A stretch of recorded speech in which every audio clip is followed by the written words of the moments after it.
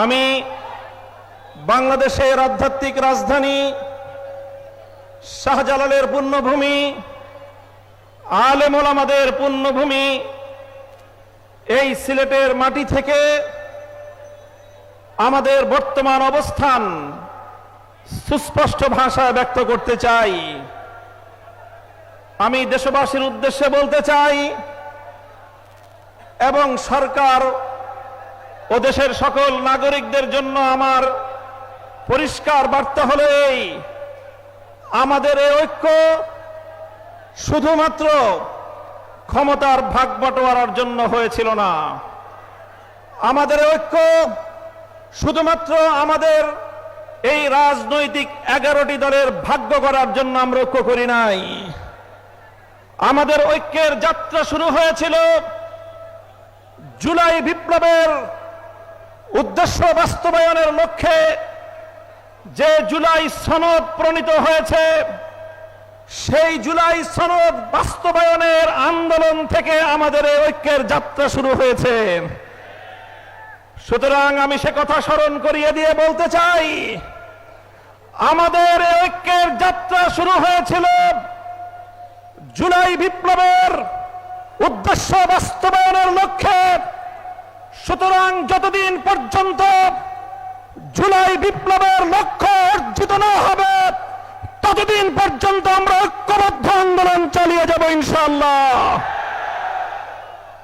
আমি স্পষ্ট ভাষায় বলতে চাই, আমরা জুলাই বিপ্লব যারা করেছিলাম, আমরা দীর্ঘ 17 বছর পর্যন্ত ফ্যাসিবাদের নির্মম নির্যাতনের শিকার যারা হয়েছিলাম, আমাদের নেতা কর্মীরা গুম খুন হত্যাকাণ্ডের শিকার হয়েছিল, আমাদের ভাইয়েরা শাপলা চত্বরে রক্ত দিয়েছিল, আমাদের ভাইয়েরা 2021 সালে মোদী বিরোধী আন্দোলনে রক্ত দিয়েছে, আমাদের ভাইয়েরা 2024 সালের ফ্যাসিবাদ বিরোধী বৈষম্য বিরোধী আন্দোলনে রক্ত দিয়েছে। প্রায় 1.5 সহস্র শহীদের রক্ত বিধৌত বিপ্লব, 30,000 জুলাই যোদ্ধা হত। যোদ্ধারা আজও পর্যন্ত বাংলাদেশের বিভিন্ন হাসপাতালের বিছানাগুলোতে ছটফট করছে। আমাদের অনেক ভাই বোনেরা চিরদিনের জন্য চোখের জ্যোতি হারিয়ে অন্ধত্বকে বরণ করেছে। আমাদের ভাই বোনেরা অনেকে চিরদিনের জন্য পঙ্গুত্বকে বরণ করে নিয়েছে। মনে রেখো, শহীদের স্বপ্ন, যুদ্ধাহত জুলাই যোদ্ধাদের স্বপ্ন পূরণ ছাড়া রাজপথ থেকে বিচ্যুত হতে পারি না আমরা।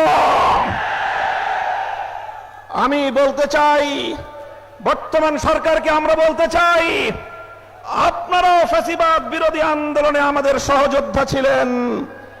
বরং আমি আরো এক ধাপ এগিয়ে বলতে চাই, ফ্যাসিবাদ বিরোধী আন্দোলনের সবচেয়ে বড় অংশীদার ছিলেন আপনারা।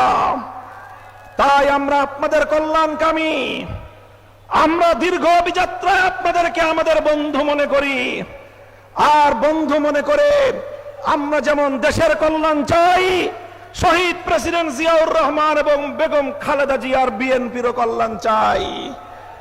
আর কল্যাণ চাই বলেই আমরা বারবার বলছি, যেই জুলাই বিপ্লবের উপর ভিত্তি করে ক্ষমতার মসনদে বসেছেন, সেই জুলাই বিপ্লবের সঙ্গে যদি গাদ্দারি করেন, ক্ষমতার মসনদে থাকবার কোনো অধিকার আপনাদের থাকবে না। জুলাই বিপ্লবের সঙ্গে গাদ্দারি করবেন না। দোহাই লাগে, আপনাদের প্রথমে পায়ে ধরে বলবো, তারপরে হাতে ধরে বলবো। যদি পায়ে ধরে হাতে ধরে বললে কথা না শুনেন, ঘাড় ধরতে আমাদের এতটুকু হাত কেঁপে উঠবে না। সরকারকে আমরা বলতে চাই, দেখেন, আমাদের বক্তব্য পরিষ্কার। 50% জনগণের ভোটের ম্যান্ডেট নিয়ে যেভাবেই হোক, যে পথেই হোক, আপনারা সরকার গঠন করেছেন। 50% জনগণের সংসদ নির্বাচনে ভোট প্রদানের যে মর্যাদা এবং সম্মান রয়েছে, গণভোটে প্রায় 70% মানুষ যে হ্যাঁ ভোটে ভোট প্রদান করলো, সেই 70% মানুষের ভোটাধিকার নিয়ে যদি ছিনিমিনি খেলতে চান, ইতিহাস স্মরণ করিয়ে দিতে চাই আমি আপনাদেরকে। 1970-এর জাতীয় নির্বাচনের গণরায়ের সঙ্গে বিশ্বাসঘাতকতা করেছিল পশ্চিম পাকিস্তানিরা। পরিণামে মুক্তিযুদ্ধকে তাদের ফেস করতে হয়েছিল এবং বাংলার মানুষ মুক্তিযুদ্ধের মাধ্যমে স্বাধীনতা ছিনিয়ে এনেছিল। স্বৈরাচারী ফ্যাসিবাদী শেখ হাসিনা 2014 সালে বিনা ভোটের সরকার, 18 সালে রাতের ভোটের সরকার, 24 সালে আমির সরকারের মাধ্যমে জনগণের ভোটাধিকার কেড়ে নেওয়ার চেষ্টা করেছিল। 24 জুলাই বিপ্লবের মাধ্যমে শুধু ক্ষমতার মসনদ নয়, বাংলার সীমানা থেকে সে ওপারে পড়ে গিয়ে পড়েছে। আপনাদেরকে বলতে চাই, 70% জনগণের এই ম্যান্ডেটের সঙ্গে যদি আপনারা বিশ্বাসঘাতকতার এই ধারা অব্যাহত রাখেন, আপনাদের পরিণাম পশ্চিম পাকিস্তানি স্বৈর গোষ্ঠী এবং শেখ হাসিনার চেয়ে ভিন্ন কিছু হওয়ার কথা নয়। আপনারা গণভোটের রায়টা কার্যকর করেন, ভালো হবে আপনাদের। দেশের মানুষকে সম্মান দেখান। আপনারা আমাদের কথা শুনবেন এক সময়। তবে বাংলাদেশে একটা কথা আছে, একটা প্রাণীর কথা, যে পানি খায় তবে ঘোলা করে খায়।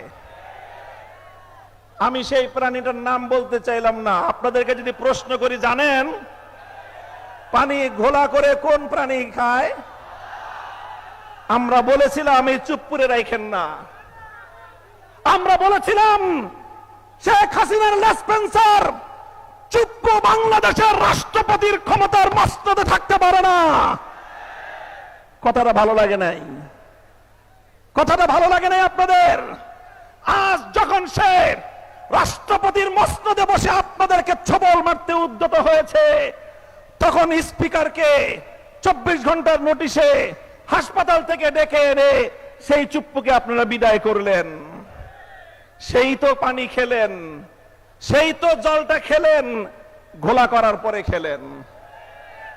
এখনো বলছি, গণভোটের গণরায় মেনে নিন, জুলাই সনদ অক্ষরে অক্ষরে বাস্তবায়ন করুন। জনগণ যেভাবে হ্যাঁ ভোটে ম্যান্ডেট প্রদান করে জুলাই সনদ বাস্তবায়নের জন্য সংবিধান সংস্কার পরিষদ গঠনের যে ম্যান্ডেট দিয়েছে, সেই সংবিধান সংস্কার পরিষদ গঠন করুন। অন্যথায় রাজপথে আপনাদেরকে আমরা মোকাবেলা করব ইনশাআল্লাহ। আমাদের এই আন্দোলন জুলাই বিপ্লবের স্বপ্ন পূরণের আন্দোলন। আমাদের এই আন্দোলন জনগণের গণভোটের রায় বাস্তবায়নের আন্দোলন। আমাদের এই আন্দোলন বাংলাদেশকে রক্ষা করার আন্দোলন। আমাদের এই আন্দোলন ১৫০০ শহীদের রক্তের সঙ্গে শপথ রক্ষা করার আন্দোলন।